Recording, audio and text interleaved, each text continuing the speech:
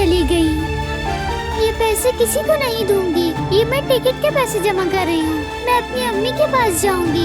मैं यामूर से प्यार करती हूँ, माँ की तरह ख्याल रखती हूँ उसका, लेकिन यामूर इतनी बदनसीब बच्ची है जिसको तुम जैसी माँ मिली। अगर अब तुम चाहोगी भी तो मैं यामूर को तुम्हारे हवाले नहीं करूँगी। ये मेरा पसंदीदा नॉवल है। तुम मुझे सजेस्ट कर रही हो क्या? हाँ हाँ जरूर पढ़ना तुम।